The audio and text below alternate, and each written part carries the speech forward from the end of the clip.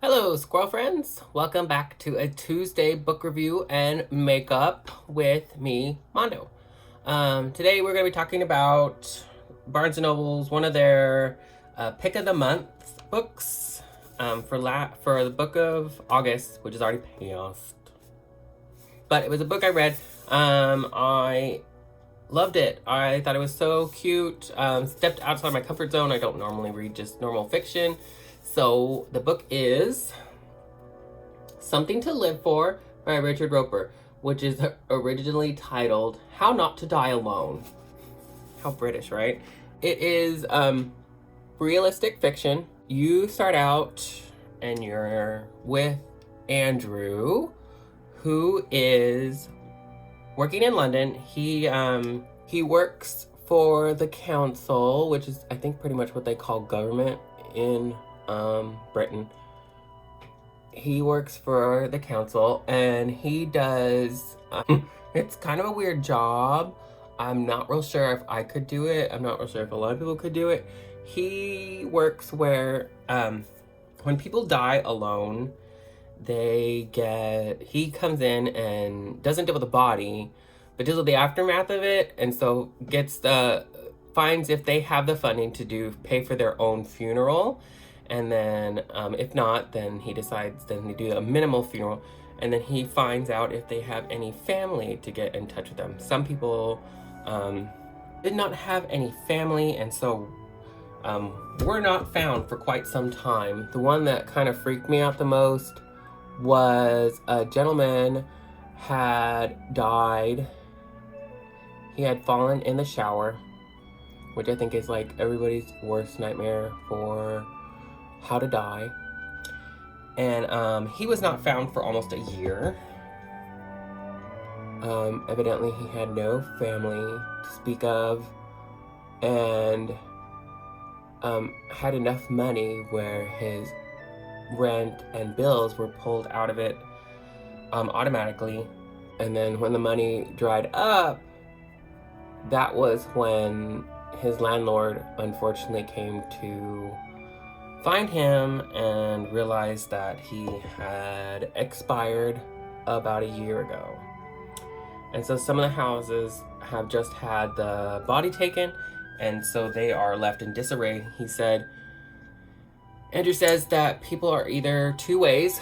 They are completely clean and immaculate with their houses, and they have that they are expecting the end to come, and that they know that somebody's going to be looking through their house, so they make it look nice. And he said then there's the others that are pretty much an episode on hoarders. When we come into the story, he has been working for this job for about 5 years. And he has made up a slight lie. He told his boss that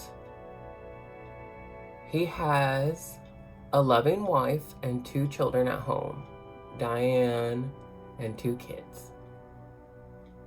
And Diane is a very successful attorney, and he has a beautiful life with her, when in all reality, he's lived in the same apartment for 20 years and has the same furniture from all of those 20 years, and really lives up the bachelor life when he gets home. Not saying that he's like promiscuous or anything. He's pretty much the opposite. One of the cute things he does is he collects model trains. And then he has a group online where he talks to them and gets to interact with other people that do model trains. So I think that's pretty adorable that he does that. But at the same time, what a difference from saying you have a wife and kids to not. The story behind him getting this lie and dealing with it at work is worth the read itself, like how he got into this situation. It's not really a big deal. it's not a huge thing. It's very understandable, the lie, but like how he got into it, how he got started. But he actually makes a spreadsheet because people at work are very interested in everybody else's lives, almost a little unhealthily. And his boss wants to have dinner parties and be friends with his employees a lot. Like, he really wants to be everybody's friend. He really wants everybody to get along. Even though it really seems like these people work together, and that's pretty much the interaction that they would have. Like, I don't really think any of them would be friends outside of work at all. They all are very different, except for I'm pretty sure that 2 of his coworkers are sleeping together, even though the Meredith is married. And Keith, who she's sleeping with, is, no, thank you, ma'am. No. One of those men that's kind of, doesn't really know what personal boundaries or personal hygiene is. You know, we've all known that person. He's been doing this lie, and it's kind of gone on and on and on for 5 years. And he's kept them at bay from learning everything about his life and even like interacting with them outside of work. But one day, a new person starts working in the council, Peggy. And Andrew has to train Peggy. And it seems like both of them got into these jobs not really knowing what they were getting themselves into. But he takes Peggy on an inspection of a recently deceased man's house, and it's pretty bad. To the point where Peggy has to go get a drink after doing this inspection and trying to see if they can find funds for his funeral, and if he has any close relations. So they go into a bar, and Andrew's very nervous. He hasn't really hung out with a person like this in many years. He has pretty much shut himself off from the world. But Peggy is one of those people that you just instantly fall in love with. I did, even in the book. Like, I just fell in love with Peggy's attitude. She's so open book. You know, that person that probably, like if this was a movie, you would fall in love with her laugh, because she has one of the, you know, we all have those infectious laugh friends where they laugh and you can't help yourself but laugh. Like, we've all had that friend that they either smile or they laugh, and you're just like, okay, I just gotta laugh too. I just love being around them when they laugh. Peggy seems like that type of person, where she's probably not the life of the party, but she is somebody that you're like, I want to talk to her. I want to know what goes on in her life. So they go to this bar and they kind of talk for a while, and she's like, oh, I don't know if I got myself into the right business. Like, this seems awfully scary. But Andrew starts really liking her. But the thing is, Peggy's married. She has a daughter, and she has a not great husband though. So that sucks. But she's married, and she thinks that Andrew's married, and she talks to him about like how him and Diane are, and then she goes into like that her husband's not that great, and so but as the story goes on, he starts falling in love with Peggy, and he has to come to the realization that maybe he has to come clean about his life or lose out on possibly getting to know, maybe seeing if anything's gonna happen between him and Peggy. Because from the start, like, I'm not giving any real spoilers, like, you can tell from the start, like, her and her husband are not gonna stay together. And now I kind of figured out this little trick to kind of wing my bottom. I'll do a different darker color on the bottom and I flick it out a little bit. If you can see it, just a little tiny bit. To help me put my cat eye liner on there so that it makes it, because I like it lined up from the bottom to flick out. So when I close my eye, it looks like my eye is pulling up. So I like that better. Just a little side note about what I'm doing. So he has to make this decision on, do I come clean or what do I do? Also through the book, Andrew hasn't had the best life. Him and his sister aren't really talking. She's not like real distantly older than him, but she's not his age, and she really wasn't the easiest person to like grow up with. She was abusive to him when he was younger, but her story is very interesting because I think that's just where she took like their father's death was she was very upset and took it to a dark place where Andrew kind of like went inward. She went outward and started blaming everybody for it. So their relationship isn't good. She calls him once a month. I think it's every last day of the month she calls him, and they kind of have this like tenuous talk. He goes quite into more detail than I do in the book. But that side story is quite interesting, and the drama that comes from that makes you really open up your eyes. That's really like the story of the book, is him trying to understand what to do in this situation, and does he continue on with the lie, or does he tell Peggy and everybody else what's going on? He could possibly lose his job because he's in this trusted position and role where you have to trust people going into other people's homes. He could be stealing things. Like he could find a whole wad of money and steal people. So if they can't trust him and there goes his trust, he could possibly lose his job. So that is also an option. It's not just like his character being at stake. It's also like the trust level at work could make him lose his job. So that's also another thing that he's worried about. But the book was amazing. Amazing. I loved it. And I really don't.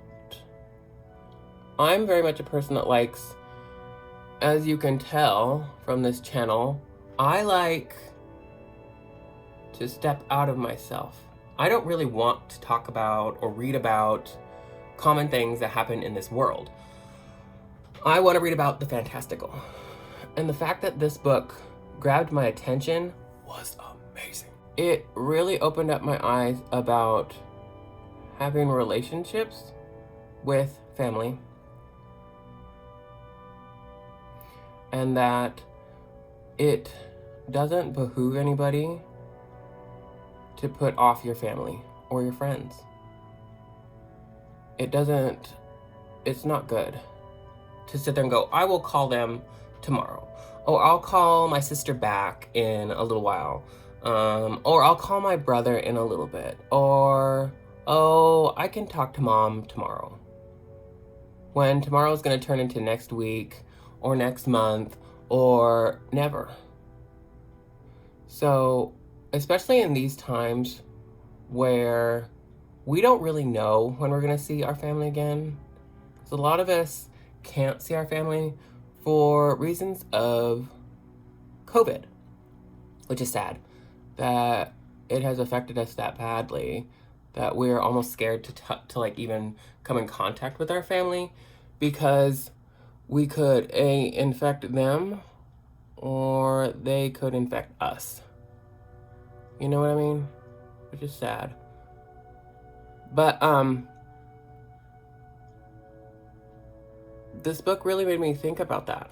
It made me think about my relationship with my family. It made me think about my relationship with other people, because I'm someone that pretty much has lived most of my life as a bachelor. I have not, I made a mistake a little bit. Oh well.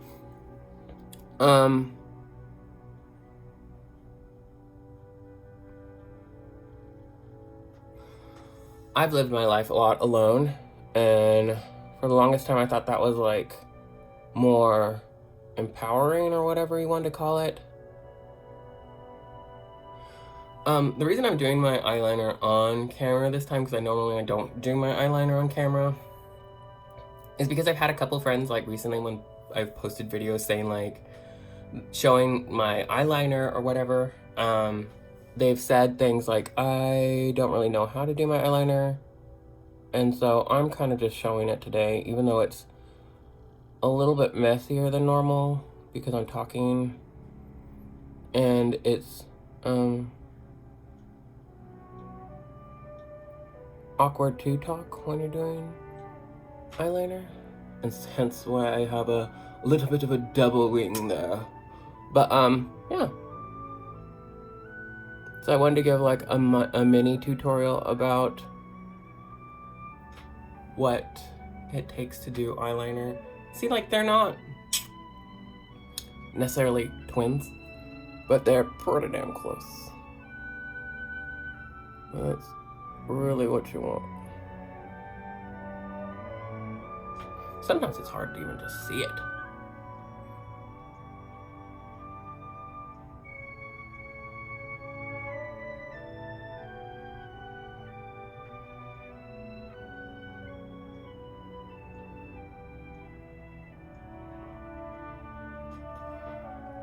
Okay. So I think they're close. Close. They're close. But this book really made me think about my relationship with my family and what it means to be family and what it means to be single. It's made me also think like, oh, maybe I should try a little bit harder to find a husband instead of being like, well, I'm me and I can do me all I want and no one really cares and I should just be me. Sometimes that's just not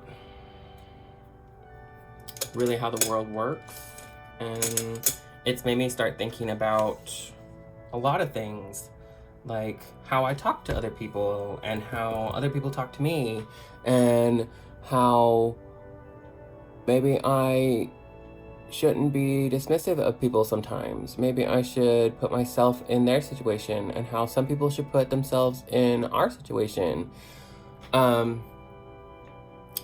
But it is what it is, and like, I'm gonna pop on my lower lashes, my lower eyeliner. I'll be back in just a second. Back. Okay, so yeah, the books just really made me think about my life a little bit more and other people, and maybe be a little more sympathetic toward other people, and maybe be a little more sympathetic with myself. I didn't really think I was gonna get that out of the book. I kind of thought it was just gonna be a cute, like, little bit of a rom-com kind of book. Like, it was gonna be really funny, and him try to get out of, like, French farce kind of thing, where he's trying to get out of this situation, but he doesn't know how to get out of this lie, because he gets into the lie not just trying to be deceptive. He gets into the lie because it's really just an honest mistake that he gets into this lie. But I actually got more out of this book than I thought. So I really did think that this book was just going to be something silly and cute to read, when it really made me question a lot of things in my life. Like, I'm not really sad about a lot of decisions I've made, and I don't regret a lot in my life. Like, I just don't. I don't regret, because there's no point in that. There's no point in regretting. But I do want 1 second to tell you something. I recently bought the 24/7, what is it? Glide On eyeliner pencil from Urban Decay. This shit just goes on. Like, it just right on your face. It's great, and it stays on all day. I did test it to see if it would stay on my eyes all day, on me all day. So I went to yoga and I put it on my hand, and it did not. It did not stay all the whole through class, but it stayed through most of class, and it's a hot yoga class. And if it can stay through most of class, I'm not gonna lie, that's pretty damn impressive that it would stay.